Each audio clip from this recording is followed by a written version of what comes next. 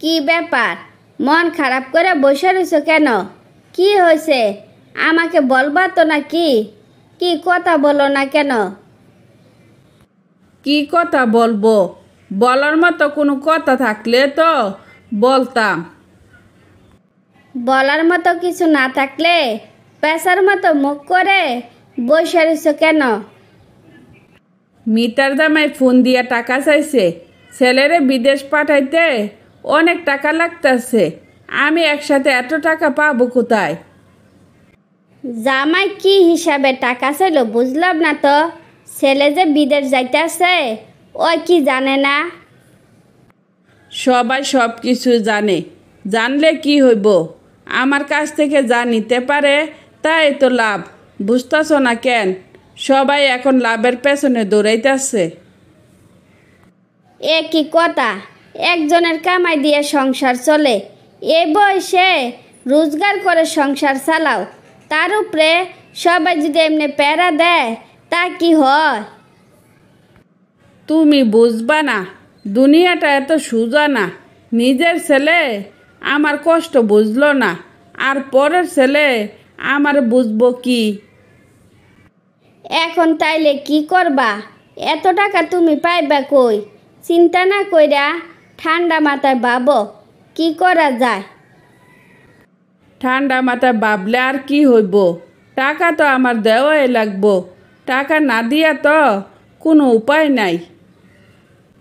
এত চিন্তা করলে তোমার শরীর খারাপ করব। এত চিন্তা ভাবনা না কইরা আমাদের যে জমিটা আছে ওইটা বিক্রি করলে সব কিছু মিটমাট হইয়া যাইব। মুখে যা আসে তা বলে। তুমি কি বুঝো? এই জমিটা বিক্রি করলে আমাদের যার কিছু থাকবো না, তখন আমরা খাবো কি? যত সব আজেরা কথা। এত টেনশন নেওয়ার কি আছে? ওরা যখন আয় রোজগার করব তখন তো ওরাই আমাদেরকে দেখাশোনা করব। ভরণ পোষণ নিয়া তোমার কোনো চিন্তা করণ লাগবো না। কাকা, আমি এসব কি শুনছি? আপনি নাকি জমি জমা সব বিক্রি করে দিছেন? কাজটা কি আপনি ঠিক করছেন? আমি তো জমি বিক্রি করতে চাই নাই। সবাই আমার এমনভাবে প্যারা দিছিল, জমি বিক্রি না কইরা কোনো উপায় ছিল না। শাশির তো নিজের কোনো সন্তান নাই।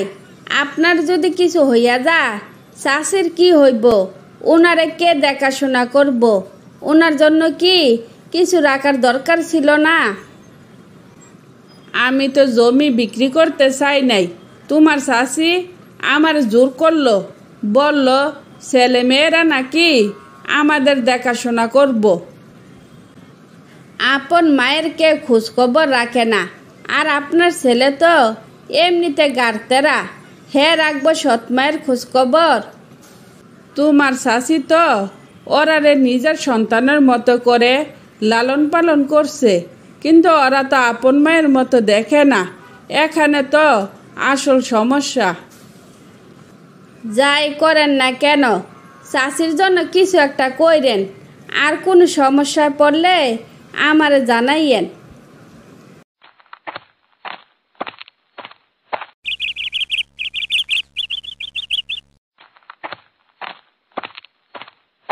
চাষি, কাকুর কি হয়েছে গো? শুনলাম কাকুর শরীর নাকি ভালো না।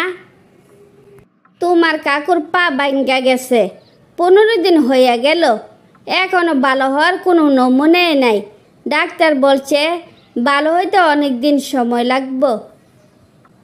আসিফ ভাই কি টাকা পয়সা পাঠায়? আপনাদের খোঁজখবর কি ওনারা রাখে? বিদেশে যাওয়ার আগে বলতো জমি বিক্রি করে টাকা দাও, আমি বিদেশ যাইতে পারলে তোমাদের আর কষ্ট করে চলা লাগবো না। আর যে বিদেশে মাটিতে পা রাখলো, বাপ মার কথা একেবারে বুইলা গেল। ফোন দিলে কথা বলতেও চায় না, শুনতেও চায় না। শেষ পর্যন্ত 2 ভাই বোন আপনাদের সাথে বেইমানি করলো, কেউ আপনাদের খোঁজখবর রাখলো না। এখন তাইলে কাকুর কি হইব? বৃষ্টি হইলে ঘরে পানি পড়ে, তোমার কাকুরও কোনো আয় রোজগার নাই, হয়তো না খাইতে পাইরা একদিন মইরা যাইব। আপনি এমনি কথা কইতেছেন কেন? আপনার ছেলে মেয়েরা বেমানি করলেও আমরা কিন্তু আপনার সাথে বেমানি করতে পারবো না। নিজের সন্তানের মতো কইরা আমরা আপনি পালছেন, ওই কথা কি আমরা ভুইলা গেছি? আমার নিজের সন্তান ছিল না, কিন্তু ওরা আমার নিজের সন্তানের মতো কইরা পালছি, কিন্তু কিছু টাকার জন্য ওরা আমরারে ভুইলা গেল।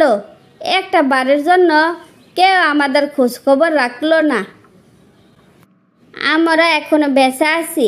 সারা জীবন আমরা দুই ভাই বোন আপনাদের পাশে থাকবো, ভালো ডাক্তার দেখাবো।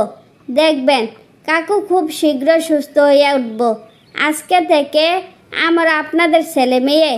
কি এবার খুশি তো? তারপর মা তার সন্তান হারানোর হাহাকার নিয়ে বাকি জীবন কাটিয়ে দিল।